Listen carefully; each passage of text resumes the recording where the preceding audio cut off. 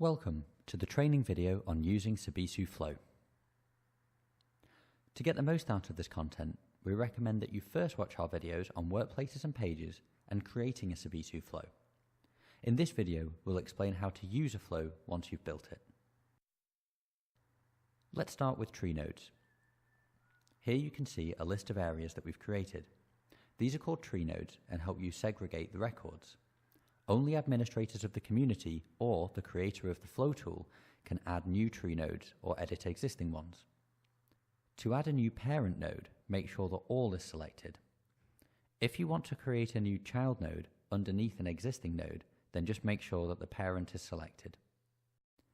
Then click the plus button and fill in the fields.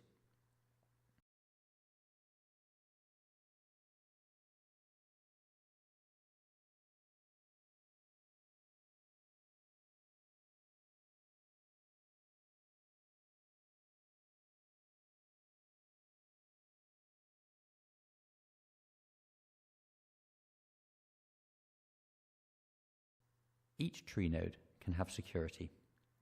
This is specified by a community. Only people in this community will be able to see the records or forms created under this node. If you don't need the security, then simply don't add a community to the tree node. You can edit a tree node at any time by clicking on it and then clicking the pencil icon. If you need to edit the workflow at any point, you can click the cog icon. This will take you back to the flow wizard. When you've made the changes, make sure you click Finish.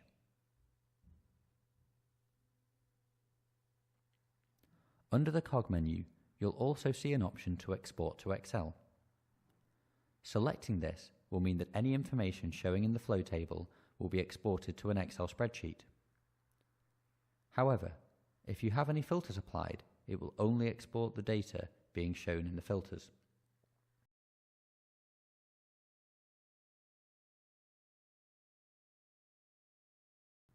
Click this button to create a new record. The button will have the name entered in the flow form setup. You can then fill in the details of the form. Usually these save automatically, but clicking Save will highlight any mandatory fields.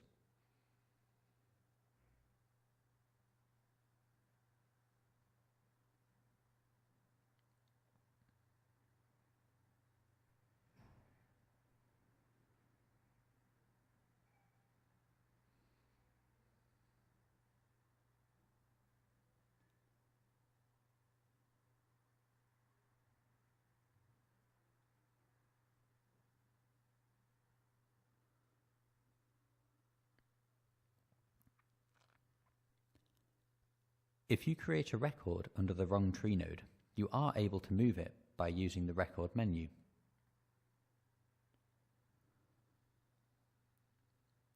Select the correct tree node and then click Move.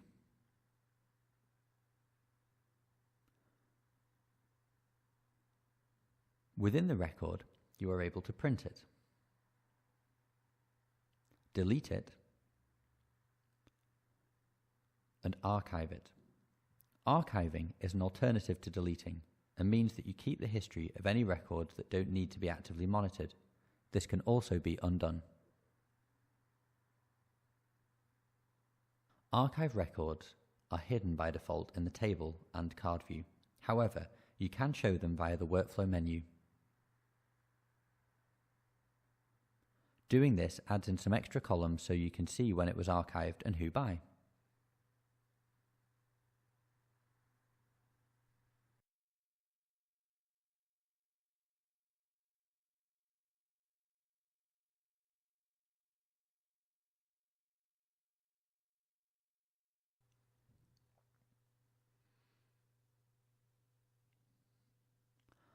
That's everything for now.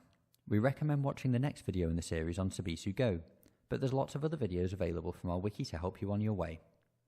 If you'd like any further training, just get in touch by dropping us an email at training@sabisu.co. Thanks for watching.